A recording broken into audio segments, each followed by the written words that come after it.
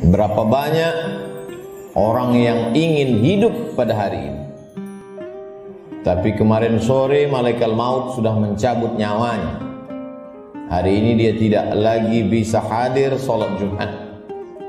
Dan andailah umur bisa ditambah, mereka amat sangat ingin ada bersama kita hari ini. Berapa banyak pula orang yang hari ini, jam ini sehat walafiat, tapi ada yang dicabut Allah dari dalam badannya. Ruhnya masih bersemayam dalam jasad, tapi yang dicabut adalah nikmat iman dan Islam. Tak ada lagi rasa takutnya kepada Allah, sehingga meninggalkan sholat Jumat ringan saja, seperti meninggalkan sandal di tepi jalan. Tak ada sedikit pun khawatirnya terkena azab kubur, tak ada takutnya pada azab neraka. Laknat yang paling mengerikan bukan miskin, laknat yang paling menakutkan bukan sakit. Laknat adalah ketika tak ada rasa takut dalam hati. Maka ketika masih ada rasa cemas, rasa takut, bersyukurlah, berarti masih ada benih-benih iman dan Islam yang dipupuk, disiram dengan mendengarkan ceramah, tausiah, pengajian, khutbah, dan dia akan berbuah ketika dilaksanakan dalam bentuk amal saleh. Semakin zaman ini hebat, semakin canggih, maka rumah sakit semakin banyak, dokter-dokter spesialis lulusan luar negeri bertebaran seperti bintang di tengah langit. Tapi apakah umur manusia makin panjang? Tidak. Apakah penyakit makin hilang? Tidak. Dulu zaman datuk nenek kita, mereka umur 70 tahun, masih tajam parang panjangnya untuk pergi ke sawah, ke hutan. Hari ini umur 40 tahun, pergi ke rumah sakit, terkena diabetes, terkena asam urat. Terlalu banyak daftar nama penyakit untuk disebutkan. Artinya apa? Kecanggihan teknologi tidak bisa menambah umur manusia. Kehebatan manusia dalam bidang multimedia telekomunikasi memang mempercepat hubungan, memang mempererat persaudaraan, tapi juga mempercepat kematian. Oleh sebab itu hidup manusia semakin singkat, hidup manusia semakin tidak bermakna. Cobalah kita renungkan berapa banyak saudara yang sebaya, yang seusia, satu sekolah, tetangga, kawan akrab, lebih muda dari kita, lebih sehat dari kita, lebih ganteng dari kita, tapi ternyata mereka tidak lagi bersama dengan kita. Lalu apa yang perlu kita siapkan? Yang kita siapkan adalah bahwa ketika ruh keluar dari jasad, tidaklah seperti tetesan embun yang jatuh dari daun yang basah. Ketika ruh keluar dari jasad, tidaklah seperti air liur yang keluar dari mulut tak terasa. Ketika ruh keluar dari jasad, Nabi SAW bertanya kepada orang-orang yang ruhnya sudah keluar dari jasad, ketika beliau Isra dan Mi'raj, bagaimana yang kalian rasakan wahai mayat, wahai ruh yang pernah bersemayam dalam jasad lalu kemudian keluar dari jasad? Mereka menjawab, seperti kambing yang dikuliti hidup-hidup. Mereka menjawab, seperti tebasan pedang di tempat yang sama diulang beratus kali. Mereka menjawab, seperti mata kail pancing ditarik dari kulit yang basah. Tercabut urat-urat dan dagingnya, ikut ke mata kail pancing. Begitulah sakitnya. Lalu yang perlu kita siapkan, apa yang bisa meringankan sakaratul maut itu? Di antara yang bisa meringankan sakaratul maut adalah shadaqatus sirri tadfa'u mitatasu, sedekah menghilangkan mati su'ul khatimah. Selama ini kita diajarkan berdoa, Allahumma hawwin alaina fi sakaratil maut, ringankan kami waktu sakaratul maut ya Allah. Baik, doa bagus. Habis selesai salat meminta kepada Allah, Allahumma hawwin alaina fi sakaratil maut. Indah, cantik. Tapi ada yang lebih bagus lagi untuk supaya kita ringan waktu sakaratul maut, yaitu dengan cara bersedekah. Yang mewakafkan tanah masjid ini, yang mewakafkan semen, yang mewakafkan batu, kosen, jendela, tak tahu kita siapa namanya, tapi dengan sedekahnya itu dia sudah memperingan sakaratul maut. Sampai hari ini orang yang mati itu tidak pernah hidup lagi untuk bercerita kepada kita. Mimpi pun tak dapat kita pesan. Bolak-balik kita minta untuk bermimpi dengan datuk, ayah, emak, tak dapat berjumpa dengan mereka. Andai pun berjumpa dalam mimpi, tak pula dapat kita membuat pertanyaan-pertanyaan yang sudah kita sediakan sebelum tidur. Satu-satunya cara hanya dengan menyebut, membaca, mengingat hadis-hadis Nabi Muhammad sallallahu alaihi wasallam. Dan itu adalah iman. Hari ini orang sedang krisis dengan iman. Dia tidak lagi percaya. Mana itu alam akhirat? Mana itu alam barzah? Mana itu roh? Aku tidak percaya kepada yang tak nampak. Aku tidak percaya kepada yang tidak terlihat. Yang aku percaya hanya yang bisa aku pegang dengan tangan, yang bisa aku rasa dengan lidah, yang aku tatap dengan mata, yang aku dengar dengan telinga. Begitu sombongnya manusia berkata, mana itu? Mana dia? Mana yang tidak nampak itu? Tapi ketika kematian datang, adakah yang bisa melihat kematian? Percaya, mati. Tak percaya pun mati. Percaya dan tak percaya, semuanya akan mati menghadap Allah Subhanahu wa ta'ala. Silakan tidak percaya. Mau menjadi kafir, silakan. Mau menjadi orang munafik, silakan. Mau menjadi Abu Jahal, Abu Lahab, silakan. Mau menjadi Qarun, Fir'aun, silakan. Fir'aun mati, Abu Jahal mati, Qarun pun mati. Semua yang tidak percaya mati, dan semua yang percaya menghadap Allah Subhanahu wa ta'ala. Kelak kita semua akan merasakan sakratul maut itu. Bila ada orang yang sudah meninggal dunia, jangan terlalu habis air mata diteteskan untuk mereka. Mengapa demikian? Karena mereka yang sudah mati itu merasakan tiga.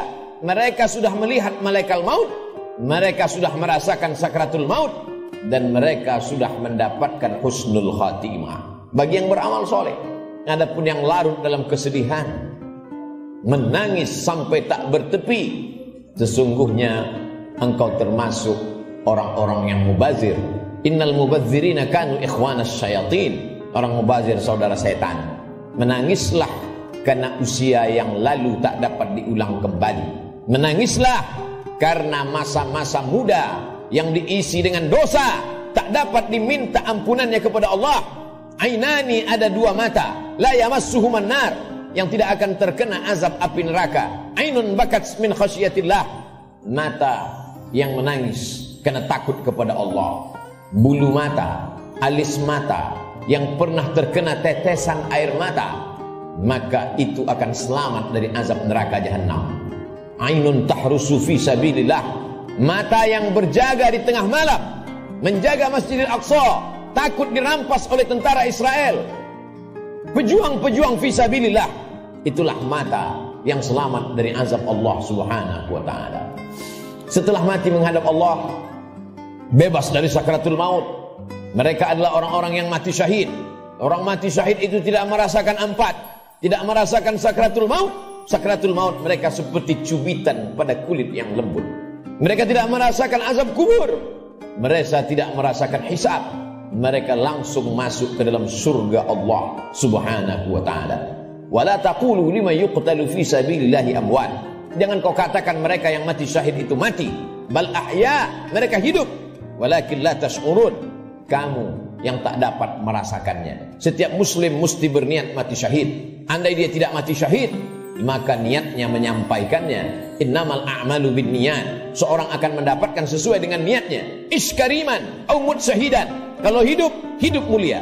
Kalau mati, matilah sebagai seorang syuhada. Kenapa kita masih hidup hari ini? Kenapa Allah masih semaikan nyawa dalam badan kita? Mengapa kita masih diizinkan melangkahkan kaki, mengayunkan tangan? Kenapa orang yang lebih sehat dari kita lebih dulu mati daripada kita? Kenapa orang yang lebih muda daripada kita lebih dulu meninggal daripada kita? Sesungguhnya Allah buat kita hidup karena dosa kita masih banyak. Allah sayang dengan kita, dia tunggu kita bertobat. Sesungguhnya Allah buat kita hidup karena Allah tahu kita belum punya bekal yang banyak. Senantiasa husnuzon kepada Allah. Orang-orang beriman, dia tahu bahwa umurnya itu masih dititipkan Allah. Allahumma ja'alil hayata ziyadatan lana fi kulli khair. Kalau kau takdirkan aku masih hidup besok pagi, jadikan hidup besok pagi sebagai amal saleh. Wa ja'alil mauta rahatan lana min kulli syarr. Kalau kau takdirkan aku mati malam ini ya Allah, tidak terbangun lagi besok pagi, kematian itu pun kematian yang indah. Karena husnul khatimah, karena selamat dari sakaratul maut. Dan yang paling penting, berhenti dari segala perbuatan dosa. Orang beriman tidak pernah bersedih. Umurnya panjang, amalnya bertambah. Umurnya pendek, dosanya berkurang. Orang beriman tidak pernah berduka cita. Kenapa? Karena dia ridha menerima ketetapan Allah subhanahu wa ta'ala. Lewat dari sakaratul maut, selesaikah kehidupan? Belum. Keliru orang yang berkata, mari kita hantar jenazah ini ke tempat peristirahatan yang terakhir. Istirahat kata siapa? Liang kubur sudah siap menjepit bagi mereka yang curang. Curang timbangan, curang sempadan tanah, curang sempadan batas kebun. Mereka akan dihimpit 7 lapis tanah. Berapa banyak tukang gali kubur yang sudah mengukur panjang kubur 170 cm, tapi begitu diukur dengan galah, dengan buluh, dengan bambu, jenazah dimasukkan ke dalam. Kenapa berkurang? Kalaulah dikatakan tukang penggali kubur salah ukur, tidak mungkin. Karena dia mengukur dengan bambu, dengan buluh. Tidak mungkin dia salah ukur. Jadi apa sebenarnya yang terjadi? Maka liang lahat sudah siap-siap menjepit, meremukkan tulang belulang, meluluhlantakkan jenazah yang mati menghadap Allah subhanahu wa ta'ala. Ujian kedua yang akan dihadapi adalah azab kubur. Maka setelah fil alamina innaka hamidum majid, orang solat beriman, muslim yang takut pada Allah, menambahkan doanya, Allahumma fir lima qaddamtu wa ma akhartu wa ma asrartu wa ma a'lantu wa ma asraftu wa ma anta a'lamu bihi minni antal muqaddimu wa antal muakhiru la ilaha illa anta subhanaka inni kuntu minal zalimin. Sebelum salam dia tambahkan 4, Allahumma inni a'udzubika min azabi jahannam wa min azabil qabri wa min fitnatil mahya wal mamat wa min syarri fitnatil masihid dajjal. Dia minta selamat dari azab kubur. Setiap kita yang melewati kubur dalam perjalanan panjang kami dari Pekanbaru ke pedalaman suku Talang Mama, lalu kemudian singgah sebentar di masjid rumah Allah pada hari Sayyidul Ayyam, akan kembali lagi melewati kubur. Apa yang kami katakan? Assalamualaikum ya ahlad diyar minal mu'minin wa inna insyaallah bikum lahiqun yarhamullahul mustaqdimin wal mustakhirin nas'alullah lana wa lakumul afiyah. Apa yang kita mintakan orang yang dikubur itu? Bukankah mereka sudah mati? Orang yang hidup kita ucapkan Assalamualaikum, selamat anakmu, selamat keluargamu, selamat rumahmu, selamat hartamu, selamat sawitmu, selamat karetmu, selamat kebunmu, selamat dagangmu, selamat rukomu, selamat rumah makanmu. Tapi untuk orang yang sudah mati, apa yang kita ucapkan? Kenapa ada selamat untuk orang mati? Maka sesungguhnya salam pada orang mati di liang kubur adalah Assalamualaikum ya ahlal kubur, selamat kalian dari azab kubur.